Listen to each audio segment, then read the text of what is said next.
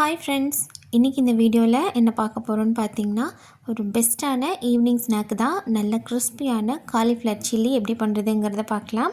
First காலிஃப்ளவரை இந்த மாதிரி கட் பண்ணி வச்சுட்டு, இது கூட மஞ்சள் தூளும் உப்பும் ஆட் பண்ணி இதை லைட்டாக கொதிக்க வச்சு எடுத்துக்கலாம். ஏன்னா அதில் இந்த குட்டி குட்டி பூச்சி புழுவெல்லாம் இருந்ததுன்னா அது ஃபுல்லாக செத்து போயிடும். அதனால தான் நம்ம இந்த மாதிரி க்ளீன் பண்ணுறோம். இப்போது இதை தனியாக எடுத்து வச்சுட்டு, இது கூட என்னெல்லாம் ஆட் பண்ணலான்னு பார்த்தீங்கன்னா, கார்ன்ஃப்ளவர் மாவு ஆட் பண்ணிக்கலாம். அது கூட கொஞ்சமாக மிளகாய் தூள் ஆட் பண்ணிக்கலாம். இது காரத்துக்கு தகுந்த மாதிரி நீங்கள் ஆட் பண்ணிக்கோங்க. அதுக்கப்புறமா மல்லித்தூள் ஆட் பண்ணிவிட்டு 2 ஸ்பூன் தயிர் எடுத்துக்கலாம். நீங்கள் தயிர் எக்ஸ்ட்ராவாக ஆட் பண்ணி பாருங்கள், அதோட டேஸ்ட் வந்துட்டு உங்களுக்கு வேறு மாதிரி இருக்கும். இது கூட 1 ஸ்பூன் வந்துட்டு நான் இஞ்சி பூண்டு பேஸ்ட் எடுத்துக்கிறேன்.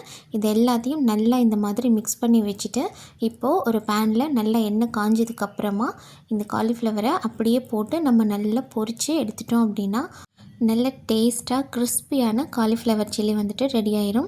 பார்த்திங்கன்னா மசாலா வந்துட்டு எதுவுமே உதிரவே இல்லை, அப்படியே இருக்குது. ஏன்னா நான் தயிர் ஆட் பண்ணியிருக்கேன். சிலர் வந்து லெமன் ஆட் பண்ணுவாங்க, நான் வந்துட்டு தயிர் ஆட் பண்ணியிருக்கேன். தயிருமே வந்துட்டு நல்ல மசாலா பிடிச்சிக்கும்.